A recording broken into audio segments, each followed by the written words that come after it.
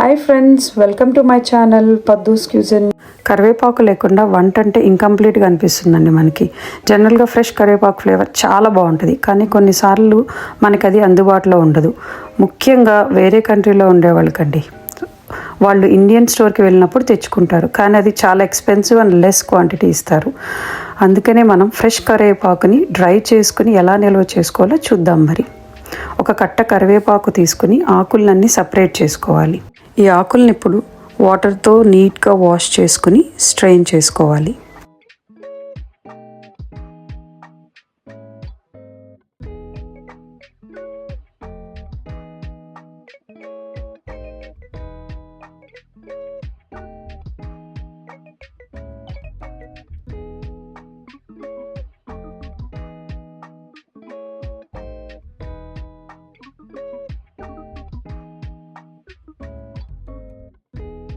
ఇప్పుడు ఒక టవల్ కానీ సాఫ్ట్ క్లాత్ కానీ తీసుకొని ఆకుల్ని మొత్తం స్ప్రెడ్ చేసుకొని ఆరబెట్టుకోవాలి.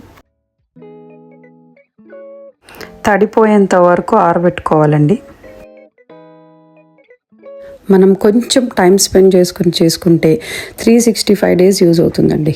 ఫ్రెష్ కరివేపాకు 10 డేస్ తర్వాత స్పాయిల్ అయిపోతుందండి. సడన్గా మనకు కావాలన్నప్పుడు ఉండదు. సో అలాంటప్పుడు మనకి ఈ డ్రై కరివేపాకు అనేది 365 డేస్ అవైలబిలిటీలో ఉంటుంది. ఎప్పుడంటే అప్పుడు మనము తీసుకుని వాడుకోవచ్చు అనమాట.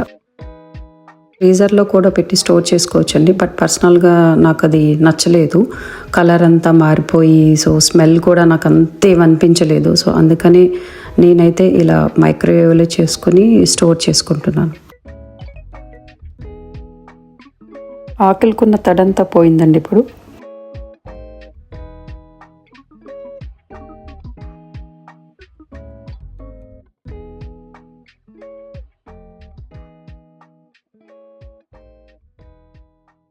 ఇప్పుడు ఒక ప్లేట్ తీసుకుని ఆకుల్ని స్ప్రెడ్ చేసుకోవాలి. దాంట్లో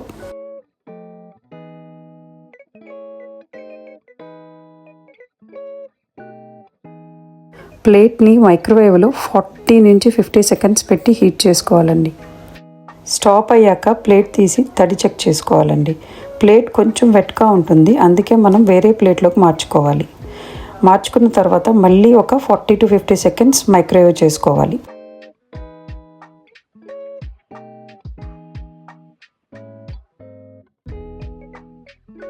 కంప్లీట్ అయిపోయిందండి 50 సెకండ్స్. ఇప్పుడు చూడండి, మొత్తం అన్ని ఆకులన్నీ బాగా డ్రై అయిపోయాయి.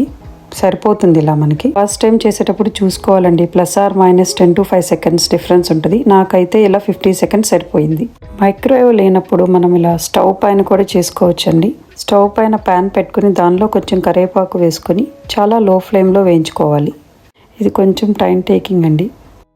నాకు మైక్రోవేవ్ ఈజీగా అనిపిస్తుంది. మీకు ఏది కంఫర్ట్ అయితే అది చేసుకోవచ్చు. వేరే కంట్రీలో ఉండే వాళ్ళకి ఇది చాలా యూస్ఫుల్గా ఉంటుందండి.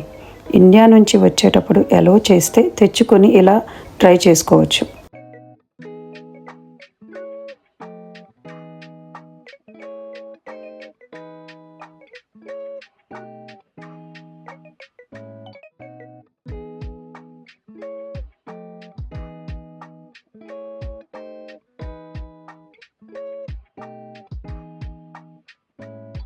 ప్యాన్ ఫ్రై డన్ అండి. రెండింటికి డిఫరెన్స్ చూద్దాం. ఇప్పుడు కలర్ చూసారా, వేరియేషన్ ఇక్కడ చాలా డిఫరెన్స్ ఉంటుంది. స్మెల్ కూడా అంతే అండి, డిఫరెన్స్ ఉంటుంది ప్యాన్ ఫ్రైకి అండ్ మైక్రోవేవ్ ఫ్రైకి. కొంచెం వేడి చల్లారాక గ్లాస్ కంటైనర్లో స్టోర్ చేసుకుందాం. హోప్ ఈ వీడియో మీ అందరికీ నచ్చింది అనుకుంటున్నాను. నచ్చితే ఒక లైక్ కొట్టి షేర్ చేసి సబ్స్క్రైబ్ చేసుకోండి. బాయ్.